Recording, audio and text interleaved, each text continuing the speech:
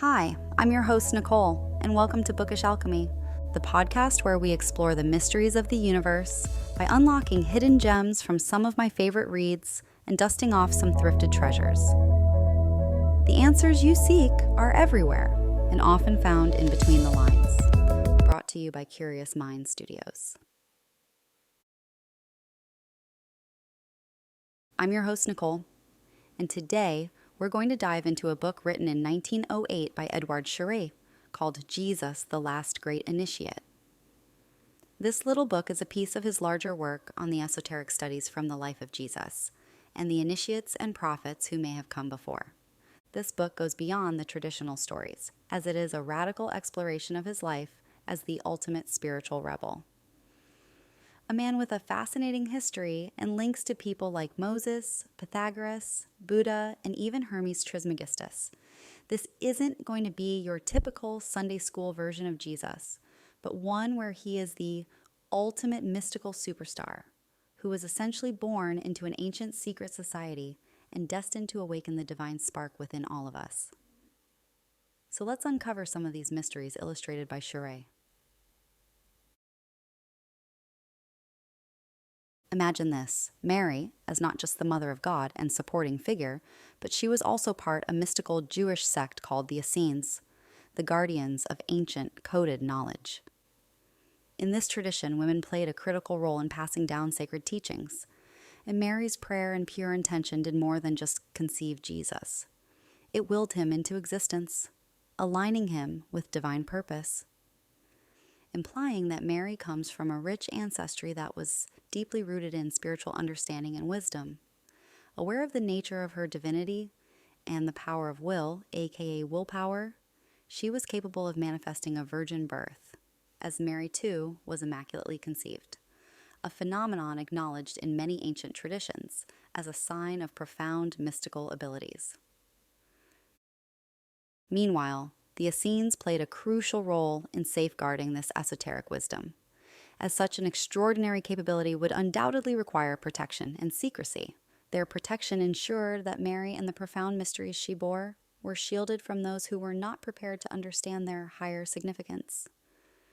Schuré reflects this beautifully when he writes, "To the soul which comes from heaven, birth is a death, and however sublime the spirit be, once imprisoned in flesh, it temporarily loses the remembrance of all its past. Once engaged in corporal life, the development of its earthly consciousness is subjected to the laws of the world in which it incarnates. It falls under the force of the elements. The higher its origin, the greater will be the effort to regain its dormant powers, its celestial innateness, and to become conscious of its mission." This view of the virgin birth goes beyond a physical miracle.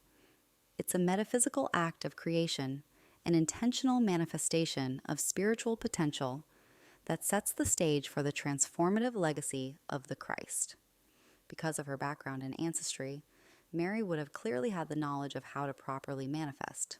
The virgin birth is symbolic of how we can all tap into divine creation within ourselves. Joseph, too, plays a crucial role, not just as a father figure, but as a spiritual partner who brought balance and protection to Mary's sacred mission. Together, they represent a perfect balance of the divine masculine and feminine, as their energy is one of mutual respect, love, and spiritual alignment. Now picture Jesus growing up in a family of this ancestry, and in a world steeped in secret wisdom. He was born into a lineage of spiritual masters, descendants of a tradition that went back thousands of years. Raised in the mystery schools, Jesus learned of the ternary nature of the soul, the cosmic harmony that governed the universe, and the divine order that links all things. Coded in layers of symbolism, this ternary concept of dividing the whole into three interconnected parts resonates deeply within the teachings Jesus received and later imparted. It is not just a theoretical construct, but a practical guide to understanding the structure of our own existence and the universe at large.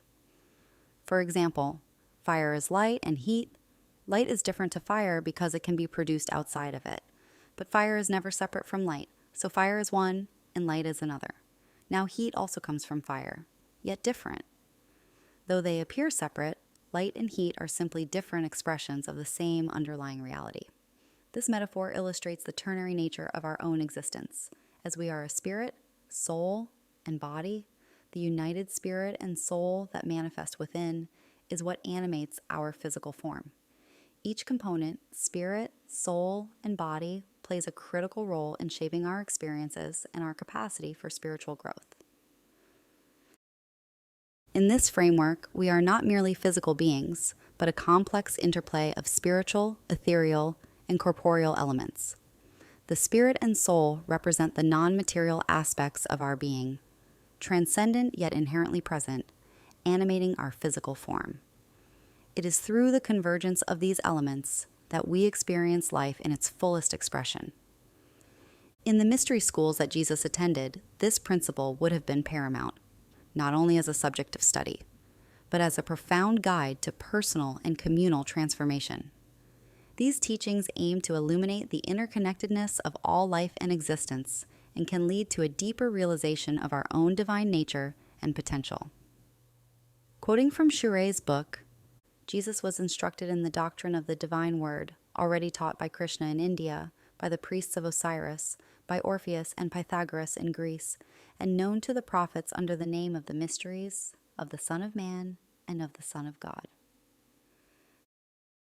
The great mystery revealed in Shuré's book highlights how, through this unique spiritual training, Jesus came to understand the fundamental nature of existence and the universal laws that govern it.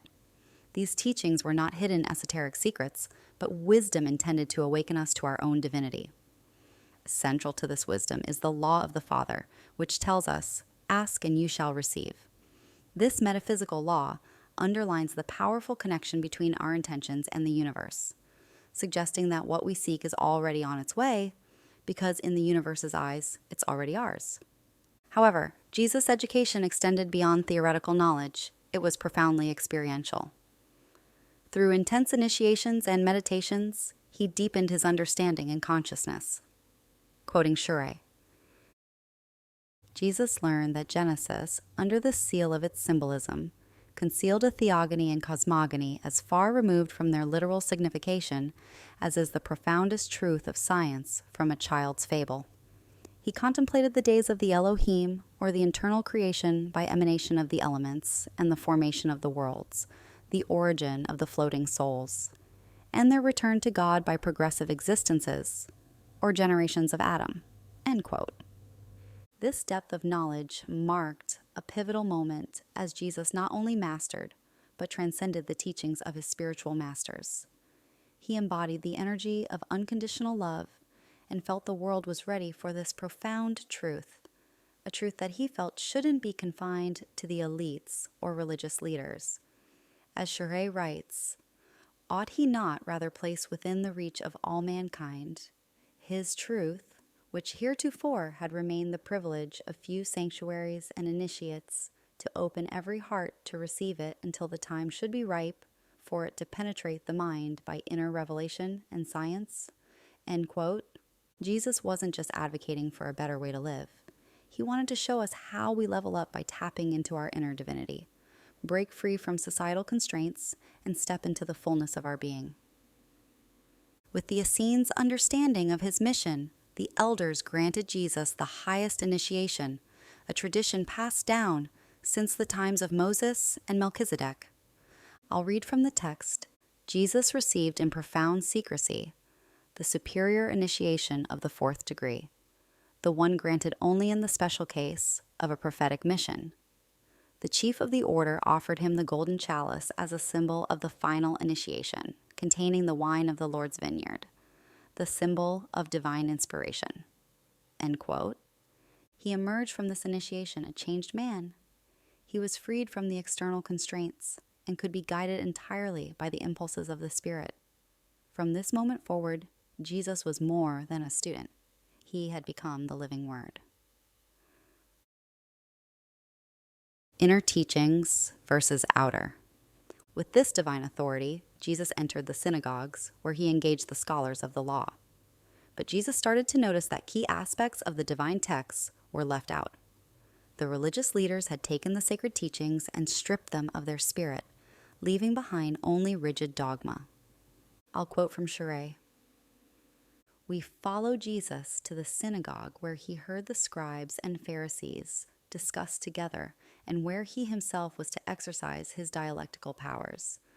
We see him quickly repelled by the arid teaching of the doctors of the law who tortured the letter to such an extent as to do away with the spirit." This idea of torturing the letter also reminds me of the way we use language, the way we use words to spell, create meanings, and influence the world through our words. We all understand the power of our words, so if in a way words are spells, Jesus saw that these religious authorities were using them to imprison rather than liberate. And this was one of Jesus' most radical realizations, that the official Jewish doctrine was far from the ancient wisdom. True knowledge was hidden beneath layers of legalism, and he knew his mission was to restore the inner truth. The kingdom of heaven is within. In first-century Judea, under the weight of Roman rule, Jesus' message was a revolution of the heart and mind. He wasn't calling for a violent uprising, but a transformative shift, empowering us to take control of our lives, to live with unconditional love, and to create our own reality. For example, even his miracles, such as healing the blind, were not mere acts of kindness, but teachings in themselves. When Jesus restored sight to the blind man, he was not just curing a physical condition, he was awakening the man's inner vision. This demonstrating that the true power of healing, transformation, and enlightenment is within us, not outside of. By tapping into our own divine potential, we can overcome any challenge, just as the blind man did. The true kingdom was not of this world. It was within each person.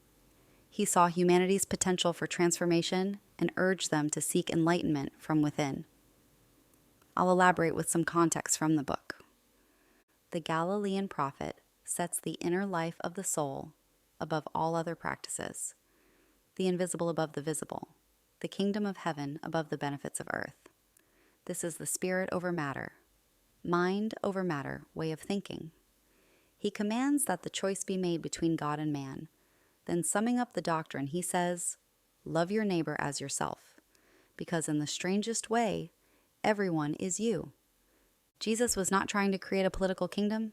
He was showing people that their souls were already free. He wasn't leading a rebellion against Rome. He was leading a revolution of consciousness. This is why his message remains universal. He was not only speaking to his time, but to every age.